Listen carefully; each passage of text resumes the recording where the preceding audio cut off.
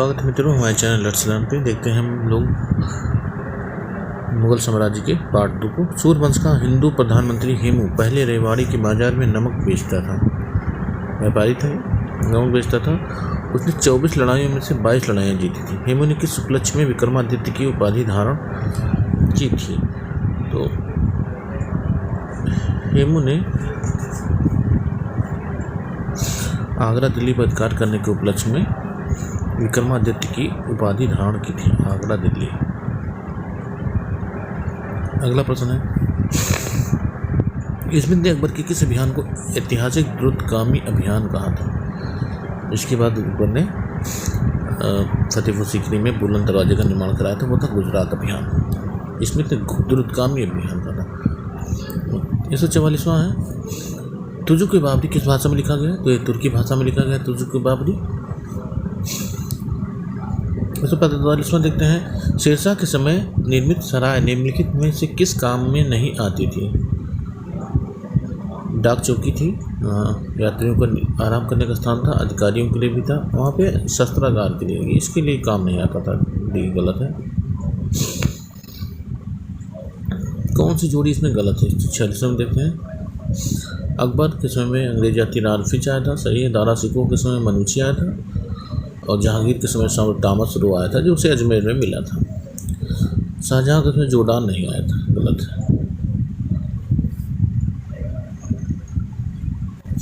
147वां देखते हैं, नुस्खा ए दिलकुशा का लेखक भीमसेन बुरहानपुरी।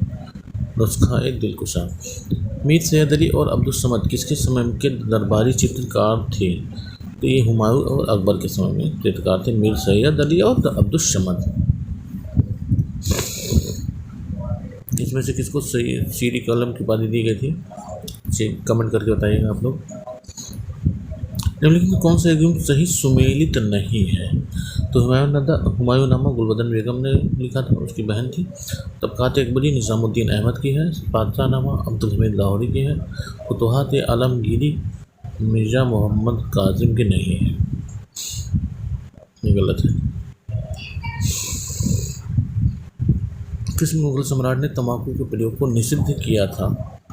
तो ये जहांगीर थे, जो तंबाकू को उन्होंने प्रतिबंधित किया था। 151वां है, अकबर के प्रशासन में करोड़ी नामक अधिकारी का क्या कार्य था? वो राजस्व का संग्रह करता था, करोड़ी राजस्व का संग्रह करता था। 152वां प्रश्न देखते हैं,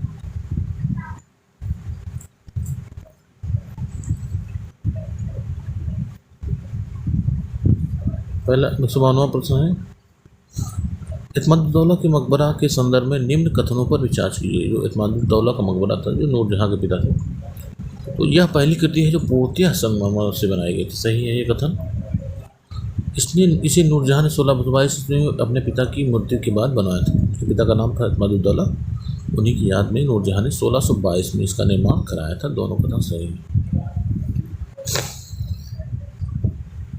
153वां देखते हैं, उस अंग्रेज का नाम बताइए जिसने गुजरात में व्यापार करने के लिए अकबर से फरमान प्राप्त करने की चेष्टा की थी। ये जॉन मिल्टन थे।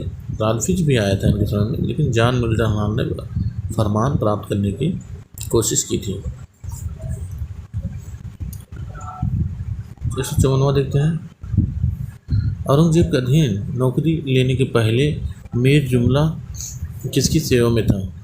मीर जुमला जो था पहले, वो गोलकुंडा के अब्दुल्ला कुतुब शाही वंश के सेवा में था। इनके में से कौन सा एक सही कालानुक्रम है? चंदेरी का युद्ध 1528, घाघरा का युद्ध 1529, दौरा का युद्ध, चौसा का युद्ध 1539 में हुआ था। तो 1, 2 और 4 तो है, 3 का पता नहीं है। कौन सा दौरा का युद्ध देखते हैं। चंदेरी का युद्ध सबसे पहले हुआ था, चंदेरी और घाघरा का युद्ध। चंदेरी का युद्ध, घाघरा का युद्ध,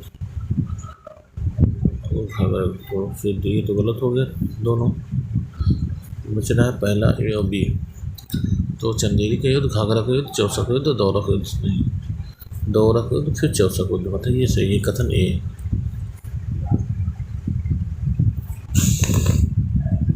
156वां देखते हैं। मध्यकालीन भारत में कलंदर कौन थे? जो घुमंतु दरवेश होते थे, यानी सूफी संत होते थे, सूफी होते थे संत, उनको घुमंतु दरवेश या कलंदर कहा जाता था। दान करते रहते थे, इसीलिए कलंदर कहा गया। 157, निम्नलिखित में किस मुगल राजकुमारी ने माखी नाम से दीवान यानी कविताओं का संग्रह तैयार किया था? तो ये थी जेबुन्निसा। औरंगजेब की पुत्री जेबुन्निसा ने माखी नाम से दीवान यानी कविताओं का संग्रह तैयार किया था। जेबुन्निसा का उपनाम माखी। 58वां प्रश्न देखते हैं। वह डच यात्री कौन था? डच यात्री जिसे जहांगीर के शासनकाल का बड़ा ही रोचक एवं मूल्यवान विवरण प्रदान किया है।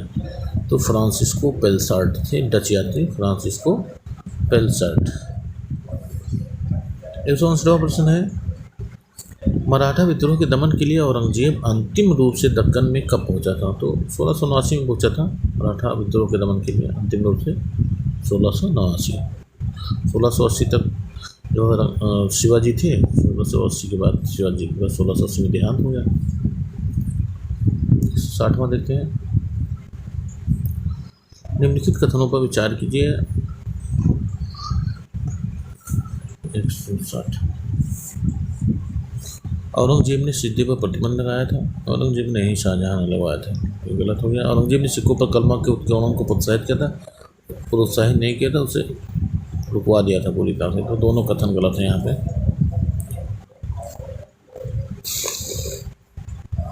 एक और दो दोनों गलत हैं। 161वां देखते हैं। मनसबदार जिन्हें मुद्रा के रूप में वेतन दिया जाता था उन्हें कहा जाता था, उन्हें अमीर कहा जाता था। जिन्हें मुद्रा के रूप में वेतन दिया जाता था उन्हें अमीर कहा जाता। दिल्ली की मोती मस्जिद का निर्माण किसने कराया था? ये तो दिल्ली की मोती मस्जिद जो उसमें बनी हुई लाल किले में, उसे औरंगजेब ने बनवाया था और शाहजहां ने आगरा में बनवाया था। भारत में मुगल शासन के बारे में निम्न कथनों में कौन सा कथन असत्य है? असत्य को देखना है। कृषक समुदाय का एक संगठित और सजातीय समूह था। कृषक समुदाय एक संगठित और सजातीय समूह था, नहीं संगठित नहीं था, गलत है। खाद्यान्नों की प्रचुरता थी। राज्य द्वारा उन फसलों को प्रोत्साहन दिया जाता था जो अधिक राजस्व लाती थी। तो सबके समय में हुआ है। अधिकतर क्षेत्रों में वर्ष में 2 फसलों का उत्पादन होता है। ये सही, ये सही है, ये सही। पहला ये गलत है। इसका संगठन नहीं था किसानों में। अकबर के समकालीन किस मुगल इतिहासकार ने अकबर को इस्लाम का दुश्मन बताते हुए आरोपों की सूची तैयार की थी? एक है अब्दुल कादिर बदायूनी। बदायूनी बहुत बड़ा विरोधी था अकबर का। मुगल काल के किस जौहरी विदेश यात्री ने तख्त ए ताउस यानी मयूर सिंहासन का विस्तृत ब्यौरा तैयार किया था? तो ट्रेवेनियर थे, इन्होंने तख्त ए ताउस का विस्तृत विवरण दिया है। 166वां देखते हैं। कौन एक चित्तौड़ की संधि यानी 1615 में हुआ था? तो उसमें जो शर्तें थी उसमें से एक कौन सा सही नहीं है? तो देखते हैं 4 संधियाँ में 400 में कौन सा सही नहीं है? चित्तौड़ की संधि 1615 में हुआ था। तो जहांगीर प्राचीन राजपूत वंशों को समाप्त करने के पक्ष में नहीं था। सही बात है, तो नहीं पक्ष में था, समाप्त नहीं करना चाहता। राणा को चित्तौड़ सहित मेवाड़ पुनः प्रदत्त किया गया था। ये भी सही है। राणा चित्तौड़ में पुनर्निर्माण एवं सुदृढ़ीकरण नहीं कर सकेगा। ये था कि आपको राज्य दे दिया जा रहा है लेकिन आप ना तो उसको पुनर्निर्माण कर सकते हैं ना सुदृढ़ीकरण कर सकते हैं। ये दोनों शर्तें थी। राणा को व्यक्तिगत रूप से मुगल दरबार में उपस्थित रहना था। ये नहीं था, व्यक्तिगत रूप से छूट दे दी गई थी इसे। पानीपत के तृतीय युद्ध में विजय के पश्चात एवं भारत छोड़ने से पूर्व अहमद शाह अब्दाली ने भारत के सम्राट किसे घोषित किया था? तो शाह आलम द्वितीय को भारत का सम्राट घोषित कर दिया था अहमद शाह अब्दाली ने।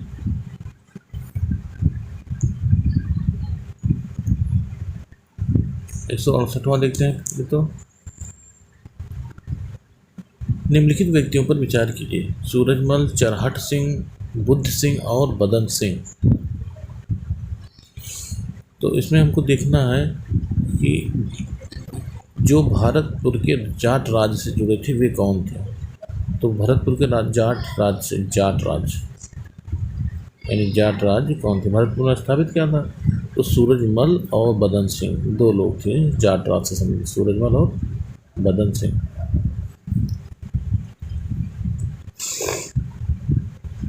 आगे देखते हैं 169, 1 और 4 सही था उसका। अकबर का दरबारी इतिहासकार कौन था? अबुल फजल दरबारी इतिहासकार था अबुल फजल। हज के लिए अनुदान देना सर्वप्रथम किसने शुरू किया था? तो ये फिरोज तुगलक ने हज के लिए अनुदान शुरू किया था सबसे पहले। फिरोज तुगलक ने बहुत ही अच्छे अच्छे कार्य किए थे और कई विभागों की स्थापना की थी, बेरोजगारी विभाग की स्थापना की थी, ऐसे ही कई। औरंगजेब का साम्राज्य कितने सूबों में बंटा था? औरंगजेब के समय तक 21 सूबे थे और अकबर के समय 15 अकबर के समय पे थे। जहांगीर और शाहजहाँ के समय में बढ़ते बढ़ते 21 हो गए थे औरंगजेब के समय में। निम्नलिखित चित्रकारों में से किसी ने जहांगीर के आदेश पर अपना उत्कृष्ट आकृति चित्र बनाया था? जैसे दौलत, उनका नाम था दौलत, जिन्होंने जहांगीर के आदेश पर अपना उत्कृष्ट आकृति चित्र बनाया था, दौलत साहब। दक्षिण बिहार के उस शासक का क्या नाम था जिसने फरीद खां को शेर खां की उपाधि दी थी?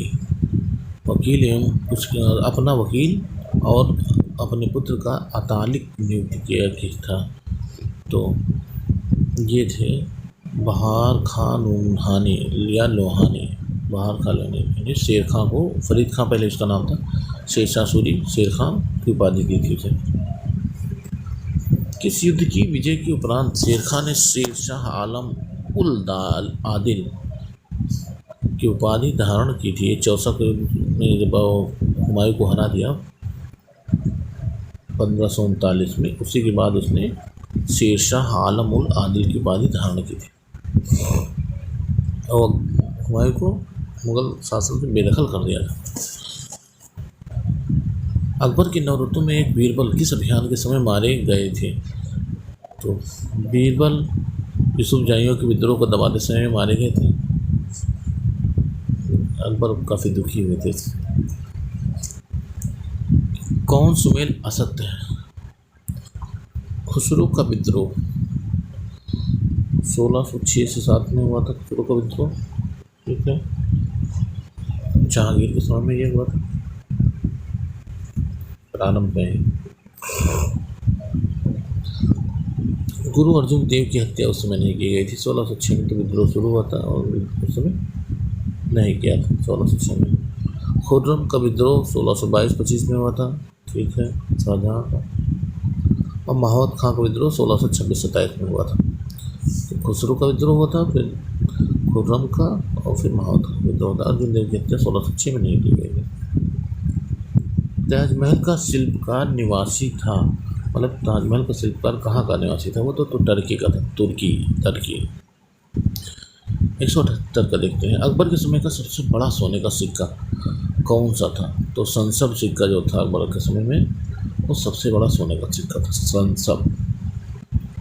या तो मुझको याद है चौकोर शायद था। औरंगजेब ने किस वर्ष जजिया कर लागू किया था? जजिया अकबर ने समाप्त किया था, फिर औरंगजेब ने पुनः इसे 1679 ईस्वी में लागू कर दिया था।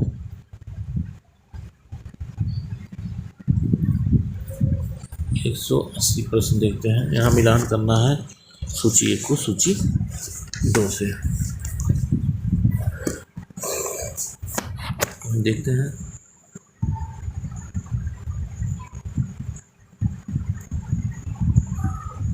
पानीपत का प्रथम युद्ध 1526 में हुआ था, 21 अप्रैल 1526, बाबर और इब्राहिम लोदी के बीच, और मुगल वंश की स्थापना हुई। पानीपत का दूसरा युद्ध 1556 में अकबर के समय में हुआ था। अकबर और हेमू के बीच हुआ था, जिसमें अकबर जीते थे, हेमू पराजित हुआ था। और पहले में बाबर जीता था और इब्राहिम लोदी हारे थे। तीसरा पानीपत के हुआ था 1761 में हुआ था, 14 जनवरी 1761 में हुआ था। इस अहमद शाह अब्दाली और मराठों के बीच हुआ था। अहमद शाह अब्दाली और जिसमें मराठों की पराजय हुई थी और उसकी वजह से मराठे काफ़ी कमज़ोर हो गए थे। अकबर ने, अब इसमें देखना कौन सा असत्य है, असत्य ढूंढना हमको। तो असत्य, अकबर ने मोहम्मद हुसैन को जरी कलम की उपाधि से अलंकृत किया था। मोहम्मद हुसैन को जरी कलम दी थी, सही है। बीबी का मकबरा औरंगाबाद में राबिया दौरानी से कहा जाता था। फतेहपुर सीकरी स्थित लाल पत्थर से निर्मित शेख सलीम चिश्ती के मकबरे को जहांगीर ने संगमरमर करवाया, ये भी सही है। 64 लड़ाई में शेरशाह सूरी ने आदिल शाह को हराया था। आदिल शाह को नहीं हराया था, हुमायूं को हराया था। इसमें देखते हैं कौन सा प्रथम असत्य है। अकबर द्वारा बनाई गई इमारत पंचमहल का नक्शा बौद्ध विहार की तरह है, सही है। पंचमहल। अकबर ने सर्वप्रथम कछवाहा राजपूतों से वैवाहिक संबंध स्थापित किया था, ये भी सही है। अकबर को जिंदापीर कहा जाता था, ये जिंदापीर अकबर को नहीं औरंगजेब को कहा जाता था। अनवार सुहेली पंचतंत्र का फारसी अनुवाद है, सही है। अगला प्रश्न समझता, अकबर बैरम खां की संरक्षकता में रहा था, कब से कब तक रहा था? तो 1556 से 1560 तक बैरम खां उसका संरक्षक रहा। 184 में देखते हैं, जहांगीर के शासनकाल में निम्नलिखित में से कौन जेम्स प्रथम के दूत के रूप में सूरत में कोठी स्थापित करने में सफल रहा था? तो ये थे सर टॉमस। उन्होंने जेम्स प्रथम के दूत थे और उन्होंने सूरत में कोठी स्थापित करने में जहांगीर की अनुमति प्राप्त कर ली थी। यहाँ देखते हैं मिलान करना भूमि के प्रकार हैं और किस प्रकार की भूमि है, ये देखना है। यहाँ पे पोलज भूमि, चाचा भूमि, परती भूमि, बंजर भूमि। देखिए पोलज भूमि होती थी जो जिसमें खेती की जा सकती थी, यानी उर्वर भूमि होती थी पोलज भूमि। दूसरी चाचर भूमि होती थी, 3-4 वर्ष तक बिना बोई भूमि, 3-4 साल न बोया जाए तो उसे चाचर कहा जाता था। उसके बाद 4-5 वर्षों से बिना बोई जमीन को बंजर, ठीक है। भूमि को उर्वरता प्राप्त करने के लिए बिना बोए छोड़ देना परती कहलाती थी। जैसे पोलज है, भूमि कोई अनाज हो रहा है, ठीक है, उसके बाद जैसे परती छोड़ दिया है 1-2 साल 3 साल के लिए तो परती कहा जाएगा। फिर उसे और ज़्यादा समय तक बिना बोए छोड़ दिया है तो चाचर, और चाचर के बाद फिर और समय तक छोड़ दिया है तो उसे बंजर हो जाती थी।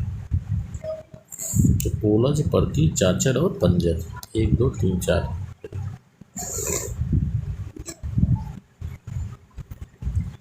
अगला प्रश्न देखते हैं 186। मिलान करना है हमको यहाँ पे।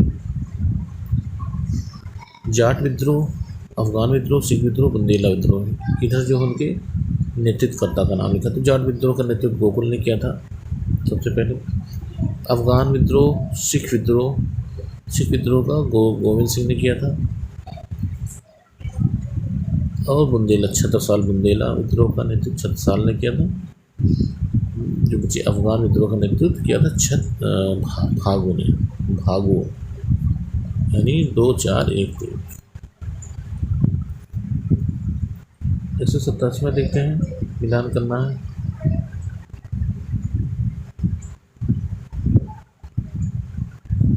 यहाँ पे दिया हुआ है दीवान वजीर मीर बख्शी, तो मीर बख्शी सैन्य विभाग का प्रमुख होता था, सही है। सदर सुदूर जो था काजी होता था, मतलब धार्मिक मामले और दान विभाग का प्रमुख होता था।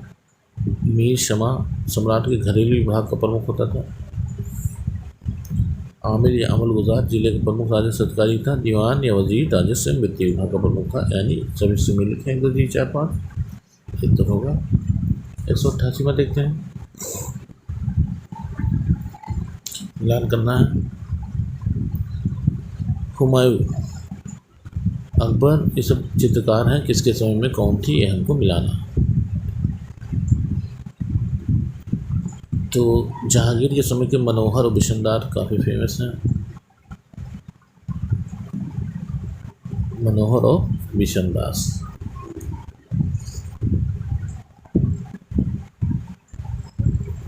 दसवंत और बसावन अकबर के समय में है। इनको दसवंत और मशाल। मीर सैयद अली हुमायूं के समय के थे और गोवर्धन और बालचंद शाहजहाँ के समय थे। 2, 1, 4 के।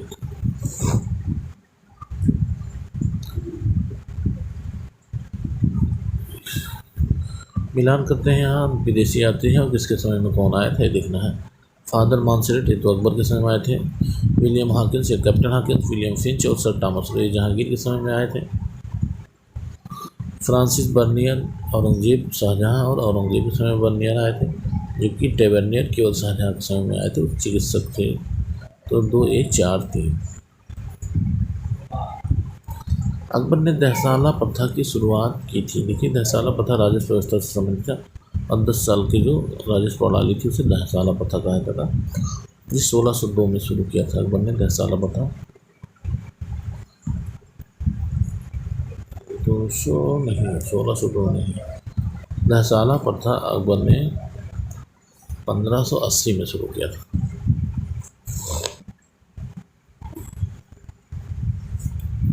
दहसाला प्रथा 1580। किस मुगल सम्राट ने मनसबदारी व्यवस्था में 2 अस्पा सिंहस्पा पद्धति अपनाई? तो ये जहांगीर ने मनसबदारी व्यवस्था में 2 अस्पा सिंहस्पा लागू किया था इन्होंने। 92 देखते हैं इसको। टोडरमल की भू राजस्व व्यवस्था में कौन सी भूमि कभी भी खाली नहीं रहती थी? पोलज भूमि हम लोगों ने देखा, उर्वर भूमि होती थी, उपजाऊ, ये कभी खाली नहीं होती थी। 93 देखते हैं।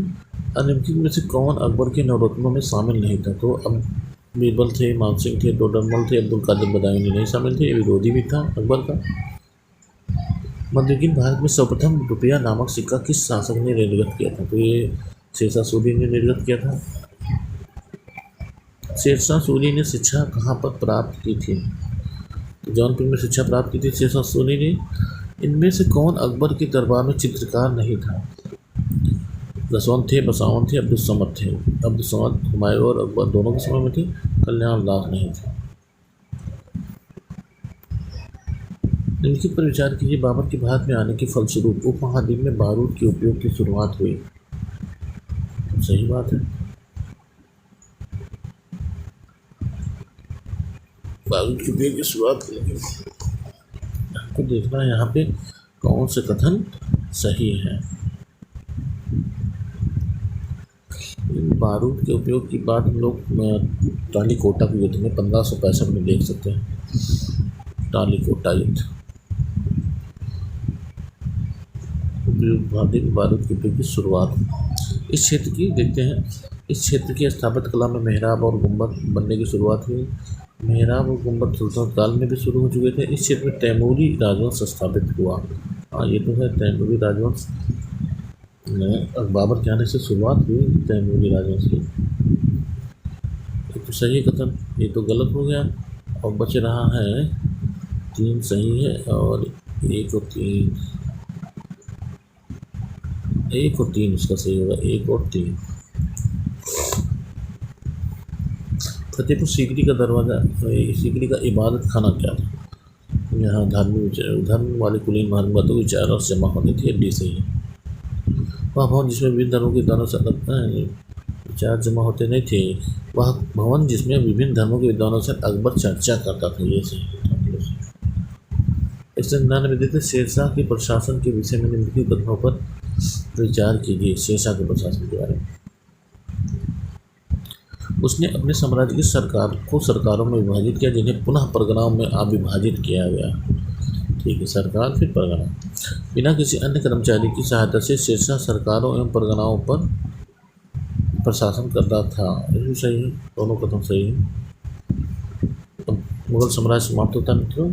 फिर अगले वीडियो में मिलते हैं हम लोग उत्तर मुगल काल के साथ। तब तक के लिए हमारे चैनल को लाइक और सब्सक्राइब करते रहिए। धन्यवाद।